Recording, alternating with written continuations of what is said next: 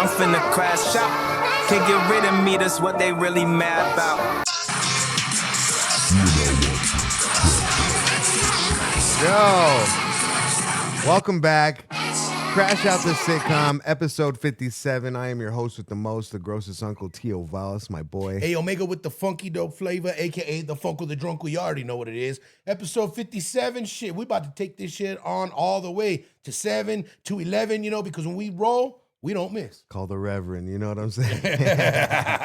Yo, For real. Hey, Omega, it's been a very cool week. Another week of Crash Out the Sitcom. Yes, Yo. This is episode 57, which means we're at 114 episodes of podcasting in the past year and some change. So On your ass, Mr. Postman. Congratulations, Hey, Omega. To you, congratulations, Val, my wow. We're officially just the most consistent podcasters in the podcasting world. I can guarantee that right now. You know what I'm saying? With the clips, every single week we drop 2 episodes. You know what it is. We got a hip-hop podcast, Blunt Kings, you know what I'm saying? And then we got a controversy, conspiracy, This one. all this fucking Hollywood rumor bullshit. Crash Out the Sitcom. We got you covered. The good, the bad, the ugly of New Mexico every single week. Ooh, bizarre.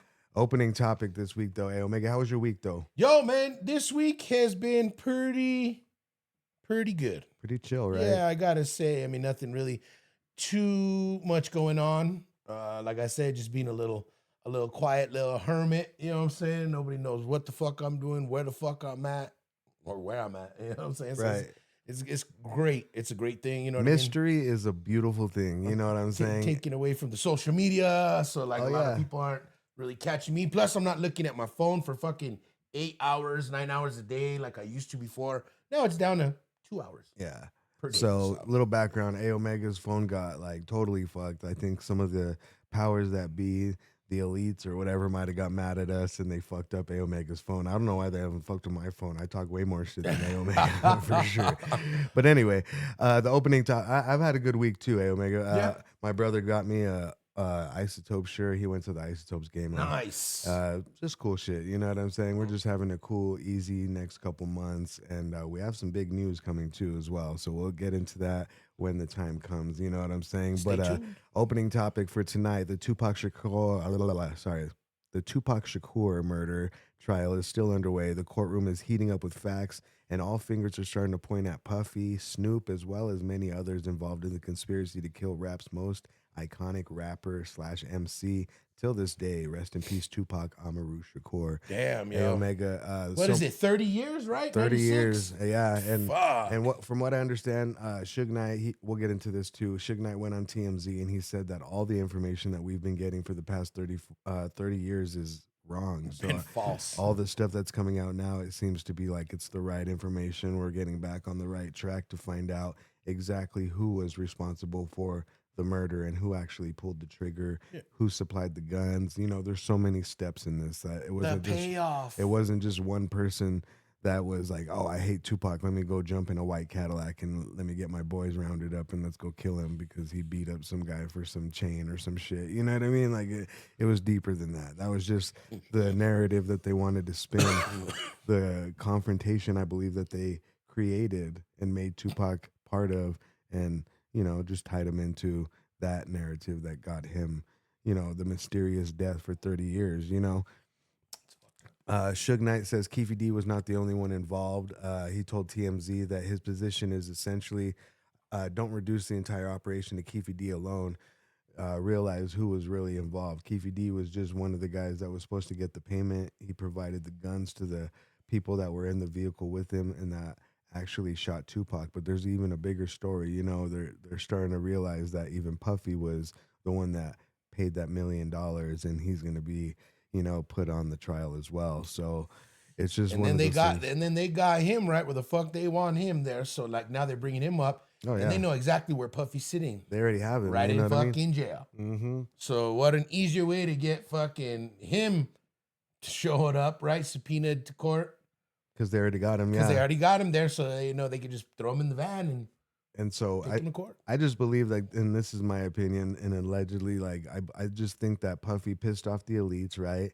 They're like, oh, okay, you want to go against us now after you did all this, that, and the third for the past 30 years, right? So we're going to just unleash this whole hellhound of Information. information and paperwork back onto you, Puffy. So Yes. yeah, I think it's crazy. Suge Knight is actually on the witness list. This is huge. Suge Knight is listed as a potential witness in the case because he was sitting right behind the wheel in the BMW when Tupac was shot. But being the witness doesn't, being on the witness list doesn't guarantee that he'll testify. It just creates the enormous question if Suge Knight knows something that could help explain who ordered out or carried out the shooting. Will he actually say it under oath? You know what I'm saying? So, well, I think this nigga is gonna he's gonna squeeze some shit out there, man, just so that way he could possibly get himself a fucking reduced sentence. You know what I mean? That motherfucker's looking at consecutive fucking years in jail himself, in prison. right. So I mean, why would he want to work and turn state evidence with them? You know what I'm saying? Yeah, but and then what's kind of fucked up in his case is I think it's not even going to help him at all because he's in there for running over some other guy Completely different on the set of what was it, Straight Outta Compton or some shit like that. I don't know. He ran over somebody a long time ago. I can't tell the full story. We talk about too much shit to be like, oh, let me bring up the exact. Yeah, date no, off we just memory. remember But yeah, fucking more or less. I'm just saying, like, I don't think that they would be like, oh yeah, we'll take off a reduced sentence for you running over this guy and murdering him for you giving us 30-year-old information. You know what I'm saying? I think the Spicker would. I think that Spicker would. If they presented and it I like think that. if they know that he's holding such valuable information there, of course they're gonna try to sweeten the deal for him. You know what I mean? That's the only way to get the actual information out of him like that. There, Let's see. it always goes, hey man, if you scratch my back, I'll scratch your back. Especially in the fucking courtroom. Yeah. You know what I'm saying? The lawyers, the fucking prosecution. You know what I mean? The way that they throw out these deals, like, well, I'll give you the information as long as you give my fucking, the witness there, a fucking downing on his sentencing. Yeah. And then we got the Mob James testimony. That got weird. McDonald testified under subpoena, but repeatedly expressed reluctance to implicate anybody in the case. You know what I mean? He essentially invoked the old street code mentality, saying he didn't want to send another black man to prison. He acknowledged the gang conflicts surrounding the shooting, but avoided identifying certain people that were involved. That gives the defense an argument that witnesses aren't necessarily giving investigators everything they know. So there's a lot of people that are like, no snitching. You know what I mean? So, yeah.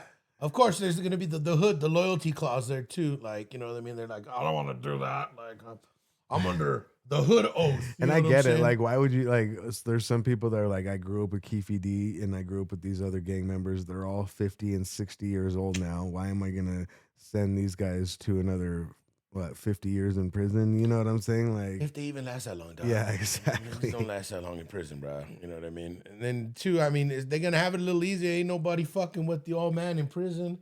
Ain't nobody fucking with the grandpa's dog. You know what I'm saying? Mm-hmm. They fucking looking for them young punks. Yeah, and then there's some even the craziest Suge claims. He told TMZ that after Tupac was cremated, some of Tupac's friends and family allegedly put some of his ashes into blunts and smoked them. That's an extraordinary claim coming from Suge. But that's true, though. I think even the outsiders talked about that. They're like, that was Pac's request. He said, if I ever die, cremate me, put me in the blunts, and smoke me.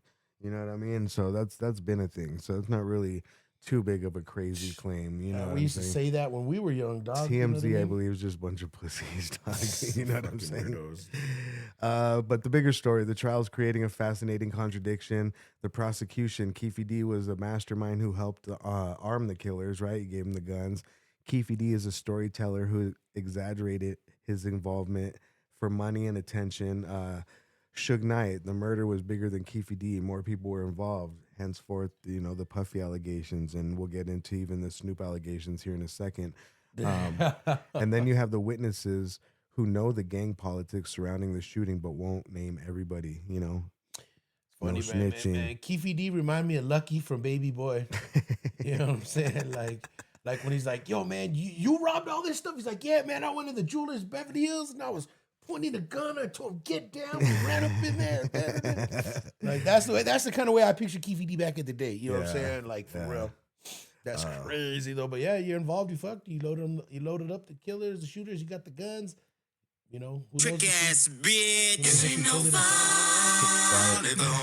Which brings us, A Omega, to topic number one. Snoop Dogg recorded with people connected to Tupac's murder. How deep did the West Coast music industry's relationships run, and did artists continue working with people from the very street crews that were at war with Death Row? Snoop Dogg has recorded music with people connected to the Southside Compton Crips. The faction prosecutors now say was involved in the chain of events leading to Tupac's killing. Dwayne Keefe D. Davis is accused of orchestrating the attack, like we talked about earlier. But the identity of the person who actually fired the fatal shot still remains disputed, and we'll talk about that here in a second. One example that they're talking about with Snoop is the song Serial Killer from Doggy Style, right? It was featuring Snoop, the Dog Pound, RBX, and the DOC. However, that song itself doesn't establish that Snoop recorded with one of Tupac's killers, but there is one online claim specifically involving Big Dre, DeAndre Smith, one of the men that Keefe D said was in the Cadillac. That's the guy that was said to fire the actual shot that hit Tupac in the lung. You know what I'm saying? Oh, shit. So he was the trigger man. Right. And then later on, he got a collaboration from Snoop, like maybe like 5 years later or something like that. And what was even crazy that I did see on the Steve Harvey show, and I think I told you this before the show, is Steve Harvey had an episode where Snoop and Puffy were on, right? The episode, and they're talking about, oh, stay in school, gang violence, blah, blah, blah, this and that. But this was like literally 5 months after Tupac died. So why would Snoop and Puffy be in cahoots still 5 months later after all this is going down? You know what I'm saying? This is the questions that people have to ask. You know, we all know that not only is Snoop a notable Crip, right? But Puffy and Jay-Z are as well, and they don't glorify it as much. You don't see them throwing up the C's and Crip walking, but they definitely are tied in with some of the major players in the game when it comes to Crippin'. You know what I'm They still saying? got that Crip Connect, Yeah. So, real. yeah. Speaking, They ain't crippin'. What do you think about all this, though, Omega? I mean, to have this controversy there, you know what I mean, come back and re-spin its way back around in the information, you know what I mean? It's pretty fucking heavy, man, because, I mean, we all know these cats there, you know what I mean? Money talks.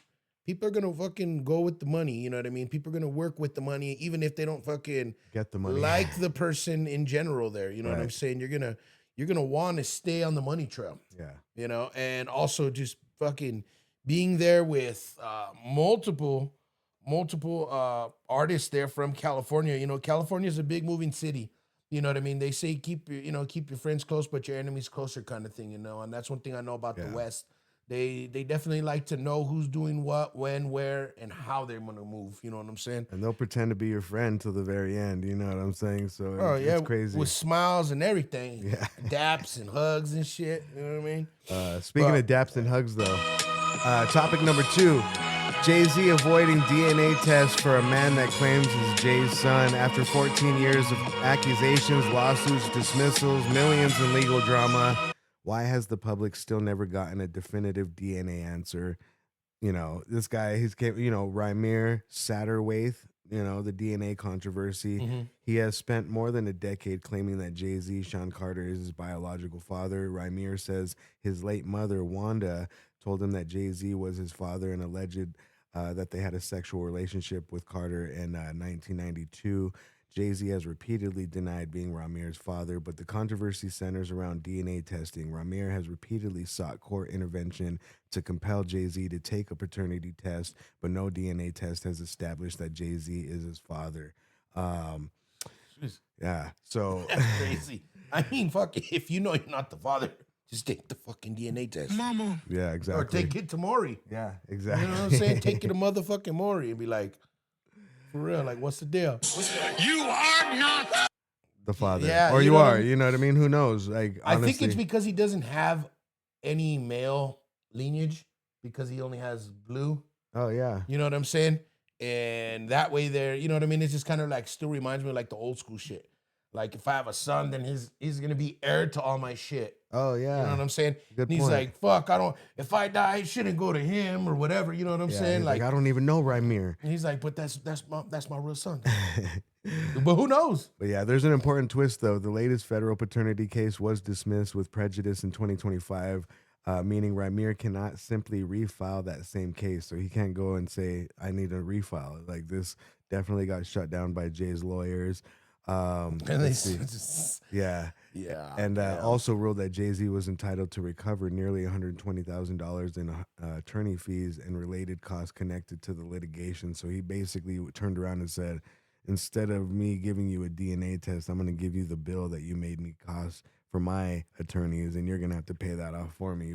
Thanks, Dad. Son. Yeah, fucking cock. But as of 2026, the legal fight has continued in other forms, including disputes involving Ramir's grandmother and the financial judgment. The crash out question, though, if Jay-Z is 100% certain Ramir isn't his son, why has this never been settled with a DNA test? It's as simple as that. Well, and I heard about this on, I think it was Academics. He was talking about if this was true, then it would just prove that Jay-Z had a sexual relationship with the mother when she was 16 years old. And that's when Ramir was born, like when she was 17 type shit. You know what I'm saying? 92, So, yo. and in 92, I think Jay-Z would have been maybe like 23, 24 or some shit like that. You know what I'm saying? Like, Dirty motherfucker. yeah, so that's why I think he doesn't want the paternity test, allegedly, in my opinion, to come out, so that way he can't be proven to be the father of not only Ramir to get his inheritance or some of it, but now proving that he is one of the people that are being talked about on the internet, and maybe some of these conspiracies or whatever can be true. You know what I'm Sleeping with saying? underage girls, huh? Yeah, exactly. Age ain't nothing but a number. Ah. Yeah, sorry, I had to put that one in there, folks. All right, next That's topic. what he would say, though. You know what I mean? That was a Leah song, right? Oh yeah. Yeah, that's why she. Who knows if that was meant for Jay-Z or for Dame? All right, topic number 3. Academics goes at Kendrick. Speaking of academics, Kendrick Lamar, West Coast King or West Coast Gatekeeper? Can you call yourself the face of the West Coast while barely promoting the West Coast, A Omega? This is what the big argument is with our academics. He's saying that Kendrick has the Infinity Stones right now, as far as like the power of hip hop, right? But he fails to like share anything from Baby Keem, who's his own cousin, anything that's coming out from TDE, or anything that came out from the features after GNX came out, basically saying that he just used them like hoes to get that clout from the West Coast in order to go at Drake, basically. I mean, fucking, academics got a point. Yeah. I'm gonna give him that. Yeah, so does he have the responsibility to bring the next generation with him, or does he owe the West Coast absolutely nothing? I think he does have a big responsibility, bro. Every other rapper in history, when it came, even Tupac, he brought out the Outlaws. He brought out everybody that was with him. You know what I'm saying? Like, even if their verses weren't up to par with like a Tupac verse on the song, he still let him on that track just to get the track done. Just to fill it up. Yeah, so like honestly, you're going down the wrong route, Kendrick, if you're really not trying to promote anybody but yourself and maybe SZA or Momo Boyd or whatever the fuck. You know what I'm saying? Like, what the fuck? I don't know. I'm just like, This kind of pisses me off because I think this is the first time in a long time somebody brought up a valid criticism. Specifically brings up Baby Keem and the whole TDE connection, right? And but he ain't even TDE no more. no, I know, That nigga, that fucking PG Lane bullshit. But like if TDE blew me up, right? Like pause, like I would just be like, at least give him some shout outs along the way when you're on your venture to be the Infinity Stone holder. And how come motherfucker you didn't get anybody? You didn't get anybody on there from fucking TDE. That's what I'm saying. GNX. I'm saying There was nobody. There was no Isaiah Rashad. There was no fucking anybody that was up. He only talked, and it's funny. He only talked about like the whole TDE and Black hippie upbringing, right? When in the song Gloria, and it was almost like that song "Stepping Stones" from Eminem, where he was just talking about how he used D12 as the stepping stones to get where he's at today, type shit. But he did it in a clever way, like, oh well, we were only getting 3 songs done a day, and I could have got way more done. That's why I went solo. You know what I mean? Like. It's just a lot of crazy, grandiose stuff that we're starting to see from Kendrick Lamar when we don't see him. You know what I'm saying? Like, you know, being absent says a lot, as well as, you know, making a presence, if you get my drift, right? Of course, they're for sure. It's like, hey, what are you doing in the background? I'm working on my next concoction there, and it's going to be great. And they like to use that whole mystique for Kendrick to be like, oh, we're building this momentum because he hasn't said not one word and everyone's been attacking him and he's beat Drake in the battle, but then Drake won the war or whatever. You know what I'm It's saying? like quiet church mouse Jay-Z too. You know what I'm saying? And then all of a sudden you come out with all these fucking crazy ass little sideshow appearances at festivals. You know what I mean? Yeah. Like it's weird. But you definitely fucking owe the West Coast, my nigga. Yeah, you do. You definitely owe the coast, bro. Everybody owes wherever they came from something. You know what I'm saying? Like, you wouldn't be you if you weren't raised in Compton, Good Kid, Bad City, or Mad City, or whatever the fuck. You know ain't what I'm boozy saying? badass unless you from Baton Rouge, Louisiana, baby. Yeah. You know? Even he showed some love, even though even Boosie's done some grimy shit in the past, but he still shows love to the people that have showed him love along the way. You know, people don't forget who's helped them along the way or who helped them get to where they have to be. And all it takes is like a post or a shout out, dog. Like that says a lot more. Like if it was just even a cryptid Twitter, you know what I'm saying, from Kendrick Lamar, that would help any artist tremendously right now in this day and age. And He put it on X. And for him not to do it, for him not to do it, it's just, it says a lot. So Academics' broader argument is that Kendrick has benefited enormously from the West Coast identity while allegedly not doing enough to elevate the scene around him. One recent report also captured Academics arguing that the West Coast rap has zero motion despite Kendrick's success, which is kind of true, dog. Like you would think that the West Coast would be fucking banging hits out right now, dog, but it's literally like just Drake and like some people from the South every once in a while. Or fucking the other ones that have been in motion more consistently there. I know I'm not gonna. Is the Hispanic group Coyote. Yeah, that's what I'm saying. You know what I'm saying? Those fuckers have been coming out and saying, you know, LA and been using the slang. Right. You know what I mean? They've been linking up with multiple artists there, multiple shits. You know what I'm saying? So, and even recently with the game dropping, I think he's even put on a little bit more than for the West Coast than Kendrick did just in this past couple weeks. You know what I'm saying? Them Bloods, man. My Bloods, they be fucking killing it after the verses. Yeah, no, straight up. They've been out there banging. But what do you guys think? Do you guys think Kendrick owes more to the West Coast? Do you think he should at least do a couple posts for some of the features that were on G and X? You know, I know Lefty Gunplay, he could use a post. You know, AZ Chike, he could use a post. You know what I'm saying? Like, what the fuck? Yeah, I just think it's really fucked up that he couldn't even do none of that. You know, just a simple post like, I fucks with you, and just tag everybody. You know I want to what mean? thank all the little people that have stepped down to get here. Being a little person myself. No, I'm just kidding. I don't want no smoke, Kenny. I don't want no kung fu from Kenny. You know what I'm saying? But anyway. It's all good, man. We're all 90s babies. We all know kung fu. When we come back, we're going to talk the good, the bad, the ugly, and the bizarre in New Mexico. This episode is brought to you by Bisco Cheetos, High Desert Relief, X7 Supply, Lotus Fightwear, Polite's Bodega, also Gonzo Family Farms there, you know what I'm saying? All these are Premier Edibles, our sponsors there, you know what I mean, with the flour, you know what I mean? Go check them out. High Desert, the premier fucking cannabis, depot of fucking New Mexico. Hey, we're smoking on that desert cheese, feeling at ease tonight. You know what I'm saying? Make sure you guys hit Pod 5 off at any High Desert Relief location to get $5 off any purchase across the state. You guys have a good break. Roll something up, pour something up. We'll be right back with the good, the bad, the ugly, and the bizarre in New Mexico. I need to smoke.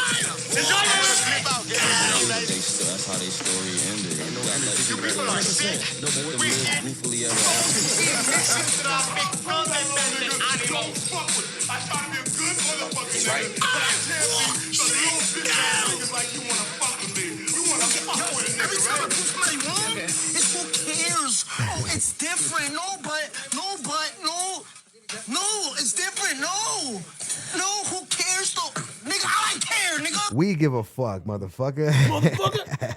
Yo, welcome back. Crash Out the Sitcom, episode 57. I'm your host with the most, the grossest uncle, Tio Valis, my boy. Hey, Omega with the funky dope flavor, a.k.a. the Funk of the Drunkle. Y'all know what it is, man. Yo, we've been talking about some crazy shit. You know what I'm saying? That's a good episode. Yeah, you know, coming up there, we talked about fucking, academics dissing fucking Kendrick, saying that he ain't riding as hard as he should. You know what I'm saying? The West Coast, man. Fucking doing it wrong like that there, man. Plus, we got fucking, Jay-Z with the fucking, I don't have a son. He ain't mine, little spicker. You know what I'm saying? I'm not going to take no DNA test.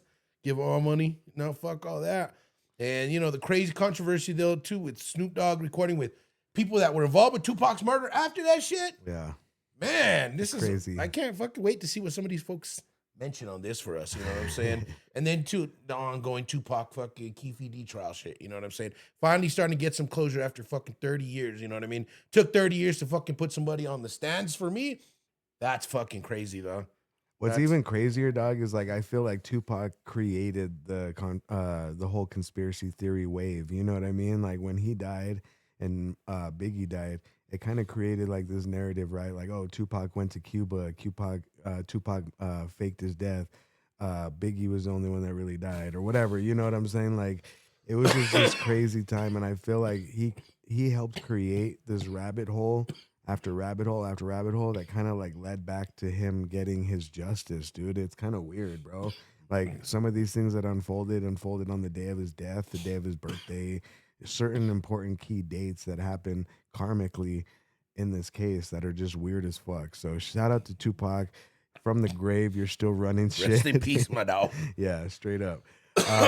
But we're going to get into the good, the bad, the ugly, and the bizarre. New Mexico. This is everybody's favorite segment from New Mexico for sure. Maybe even Germany. The Germany guys are like, damn, it's fucked up over there. We thought we had it bad. Sure is there. Nah. But the good of New Mexico, though, the man that slapped Mexican OT, he came forward to talk to us at Crash Out the Sitcom. He actually DM'd me.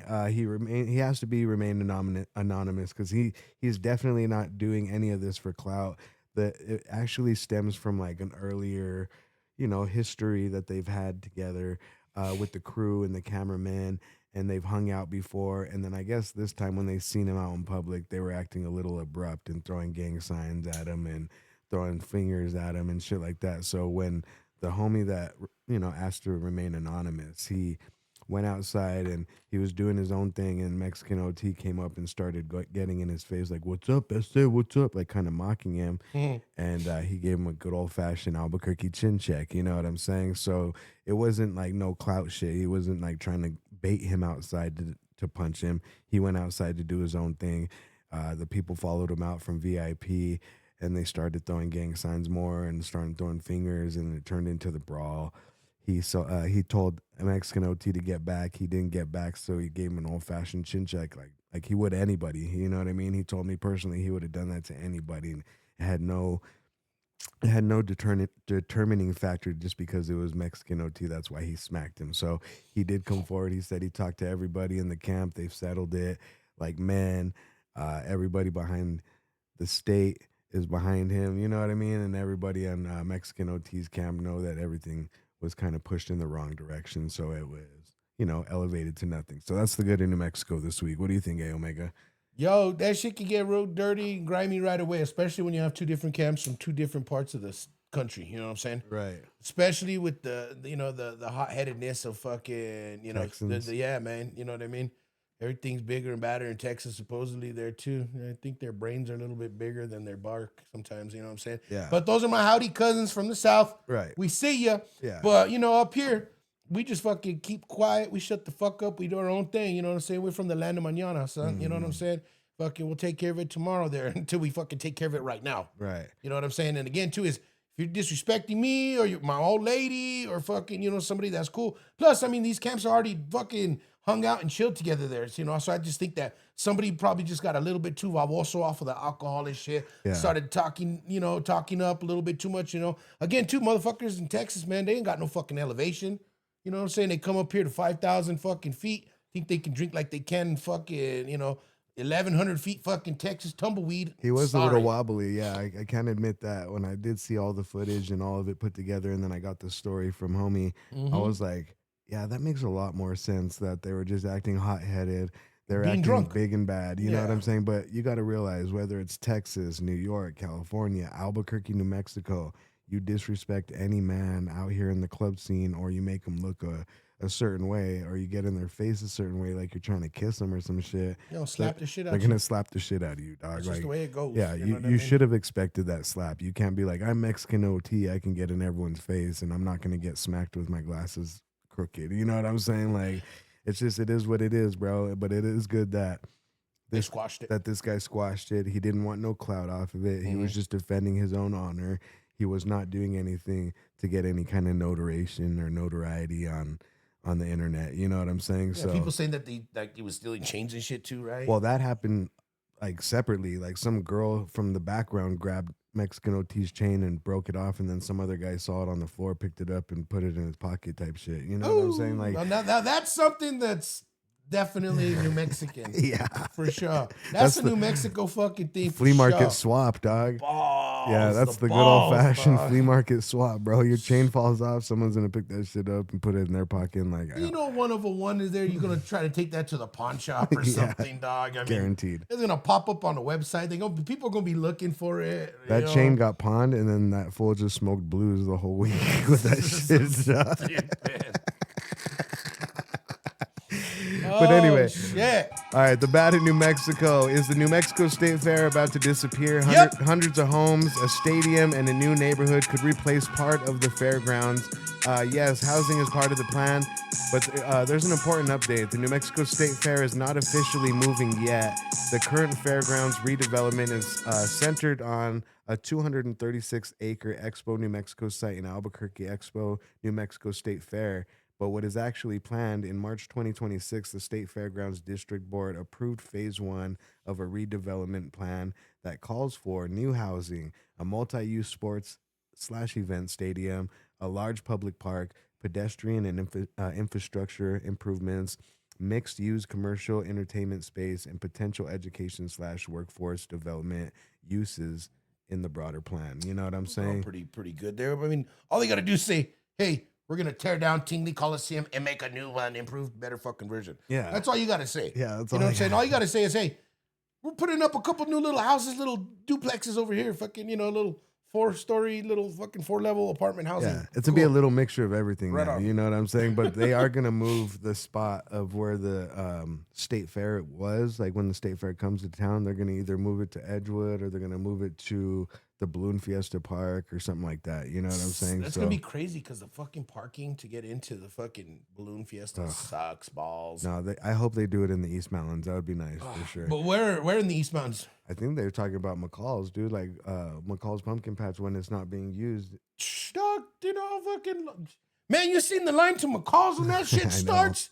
Yeah, it's a 2-mile fucking It's a line, lose-lose bro. no matter It's- what. Like honestly, Well, like at least in the city, it was cool because you had fucking 4 little entrances to get into. that was the best On part about it. Yeah. each street that you could get in on either fucking way. Louisiana, Central, the other little cutoff part one, and then you had what? What was the other one?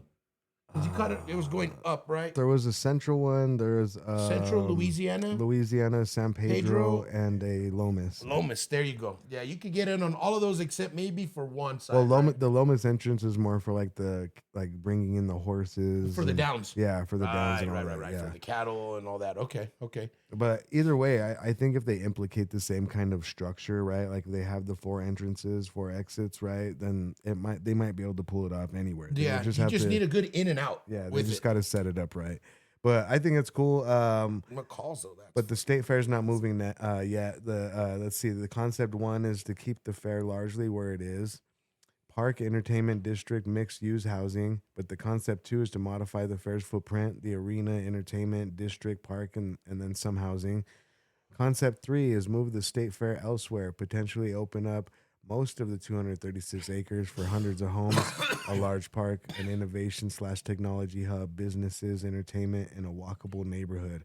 So it would open it up to the public for like the whole year. on Central. That's the worst Right off idea. Central there, right there next to the casino. In the war zone, dog. Like, no, you're gonna have that development's gonna be Cabrini Greens in fucking Chicago in like a year, dog. You know what I mean? You're gonna turn that shit to my project.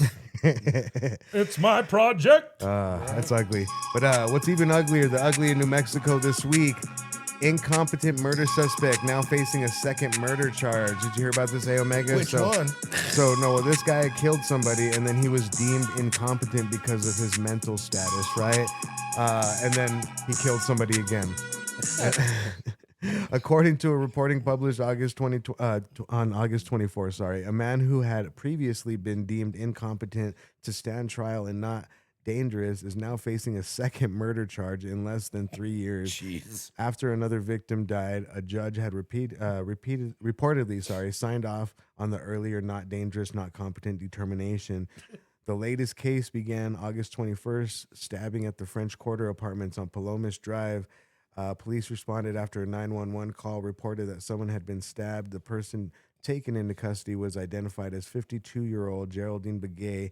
The victim's condition was initially reported as stable, but the situation later escalated to a death and new murder charge.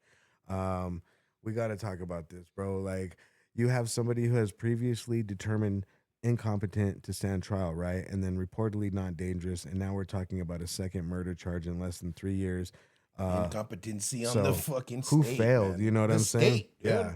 Yeah, I think the judge definitely failed on this one. Like, I think any murder should be treated as such. You know what I'm saying? Like, if somebody is deemed incompetent, that doesn't give them an excuse to go around and keep murdering more people just because, what does it mean that the judge told me? Oh, he thought it means that you're non-competent and you're not dangerous, so you're good. You're good. Oh, I'm good for what I just did. Yeah, you're good. And then he goes and does it again. You know what I'm saying? Like, it's not right.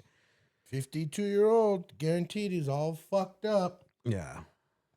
So he's accused of another killing. This is wild. The incompetency of the fucking court system is where it fucking starts from. Yeah. That's the root of it there. Fucking these people that are can't even determine which way to wipe their ass. Yeah. You know what I mean? For real. Fucking swipe up or down. I don't know. Maybe I'll just leave it there. Incompetency. Yeah. Fuck you guys, man. I think, the court system is definitely the one deemed incompetent and dangerous, actually. You know what I'm saying? All right, the bizarre New Mexico. We found another one. Albuquerque police say a man was walking around with an 8-inch kitchen knife, confronting water authority and construction workers. Police show up and tell him to drop the weapons. He lunges at them, so the officers hit him with a less lethal round and a taser. But here's where it gets crazy. This man had already been arrested earlier this month. See, this is like an ongoing thing, bro. You guys are just fucking like arresting these psychos. Let him out. Let him out the next day instead of getting them the help they need. And then you guys are just having to deal with it again. You know what I mean? Maybe not the same officers or the same shift, but it's the same department having to deal with the same issue because you guys don't know what to do with these people, man. What the fuck? Then the innocent people are fucking getting the water authority people are getting chased around by this dude there. Yeah, so after he gets released, then he allegedly comes right back into another confrontation with the damn kitchen knife. Albuquerque, what are we doing? This ain't Grand Theft Auto, bro. This is just the bizarre of New Mexico this week, Omega. These people, man, it's a free for all right now. It is, bro. With the mental health care, they're just letting everybody stay out on the streets, bro. And I feel like it's a bunch of like the mental health people, right? The ones that are on the streets. I feel like it's a bunch of them that like their parents couldn't handle them, their families couldn't handle them, their grandparents couldn't handle them, so they sent them to the streets. And now like they're like these entitled mental cases that are just running around with knives and trying to stab people, and then they get put in jail and then deemed incompetent to stand trial or not dangerous or safe enough to go back outside, and then they just send them back outside to do the same shit. Nobody wants to put them in the fucking state fucking mental health facilities or any kind of facility that deals with mental health issues there. You know what I mean? They just let them. They cut funding for most of them. Yeah, and then they just leave it to us. Yeah. They leave it to the everyday average Joe, and then I'm sure that the cops are like, all they do is put it back on us. Well, you guys are public fucking safety aid, fucking public authority, fucking, persons with fucking power. And I'm not trying to blame like the water authority for anything. Like they're just standing outside doing their job and the construction workers, right? But then it's like, fuck, cops, like, why can't you fucking get these guys the fucking place that they need to be so they're not running around these construction sites with knives? Like, I'm trying to work here too, motherfucker. Trying to stab the people that are actually trying to help the city or whatever. You with know what I'm saying? Fucking plugging in water and shit like that, fixing broken pipe. You know what I mean? Like, it's some fucking bizarre shit going on there, dude. And, you know, I don't know if it's just the overflow of drugs or the drug usage or, It's you that know, too, yeah, the for lack sure. of the mental fucking health fucking crisis that we have going on here. It's Not just everything. in Albuquerque there, you know, if the Fay area is bad, fucking some of these smaller towns, Espanola's pretty crazy, you know what I mean? Right. There's some locos everywhere, you know what I mean? If you can go to any four corner of our state, you can find that there are mental issues with some people in every fucking little town, every village, and every fucking county. That's facts, bro. And what's even sadder is that we just see this unfolding day by day, and nobody does anything about the continued drug supply that's getting supplied to New Mexico through New Mexico, right? All the fentanyl. I believe we're actually probably one of the worst cities that are hit by it, not only because of how much comes through our window of opportunity or whatever, but it's so small of a state, right? So everybody in Albuquerque is addicted pretty much, except for like the people that actually have a good job or doing good for themselves. You know what I'm saying? Family. But everybody else, like I swear, like there's even some people that I would never even think that were smoking pills, and they're smoking pills inside of the place where I was working, and I was like, this is gross. I got to get out of here. Pew. You know what I'm saying? Like it's just crazy and it's sad, and I think that the DEA needs to do a lot more. I think the local authorities need to do a lot more. I think just everybody as a whole that are in these uh, positions of authority, right? Yeah. They could do a lot more, and they're not. And I think it's because they're getting paid somehow from this, allegedly, and in my opinion. And you get paid to look the other way. Exactly.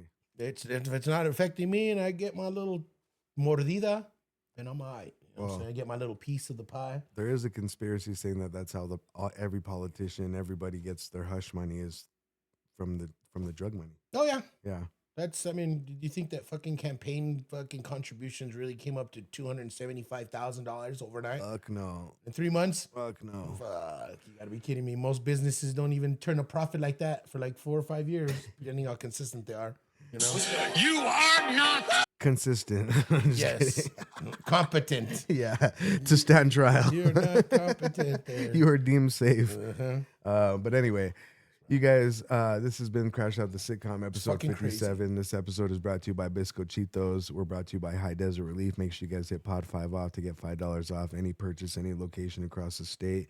We're smoking on that desert cheese, feeling at ease tonight. You know what I'm saying? We're also brought to you by Polite's Bodega there, you know what I'm saying? Go pick up some of them LA Aromatics, man. That's the flavor of the month, man. Been hitting on those religiously. You know what I'm saying? Where we can savor the flavor. No doubt. Also brought to you by the fresh gear on our head. You know what I'm saying? Oh yeah, X7 Supply, Thank you, Lotus my friend. Fightwear, Ism 718. Those are the clothing brands that make your clothing brand a clothing brand. Sorry. This desert cheese got me fucked. But yeah, make sure you guys check them out on Instagram. They are definitely the ones that make you a one and done for your concert or your show, or they can make you 1,000 for your merch booth. Whatever you need, they got you. We're also brought to you by Gonzo Family Farms, folks. If you're looking for those edibles, chocolates, you know, if you're a medical patient and you're having a hard time finding those higher incrementations there, you know what I mean? 250s, 500s, 1,000s, you know, have them in the drinks, chocolates there, you know what I mean? All rosin chocolates there. Really dope, really clean. You know, if you're looking for some infused joints, go check out the Rosin Dogs. Go check out the Diamond Dogs. Again, sativa, indica hybrid, you know, all different flavors, you know, real high hitters. Also, if you were looking for some popsicles, they got some Kushsicles there, I believe, still. Those ones are dope. 10 milligrams, you know, easy for when you're going, you know, on the hot days hiking or something, you know what I mean? Or you're going camping there, you know, close out the end of summer. I say go check some of those out before they're gone while supplies last. Also, the Cody's Touch there, you know, the fizz, if you're looking for some Rosin. dabs, some rosin there, you know, they got it in jam as well as Roz for sure. Cold press there, really good shit. Fire. Yeah, also give a shout out to Loyal Farm there in Mora. You know, shout out to Weed Wonka, shout out to production team, shout out to everybody just doing their thing, the trimmers, the packers, you know what I mean, the joint rollers, you know. Everyone putting up all them gummies, you know what I'm saying, for sure. Shout out to the whole High Desert Relief staff and crew and growers, all them as well, for sure. Keep it coming. Yeah, this shit's magical, for sure. It's been another successful episode of Crash Out the Sitcom. I'm your host with the most, the grossest uncle, T.O. Valis, my boy. Hey, Omega with the funky dope flavor, baby. Until next time. What conspiracies are next? You know what I mean? What Hollywood mysteries are next? Who's gonna die next? Stay tuned. Mysteriously, heart attack. You let us know. You know what I mean? We'll talk about it. We'll bring it up. We got you. Episode 57, Crash Out the Sitcom. Peace out.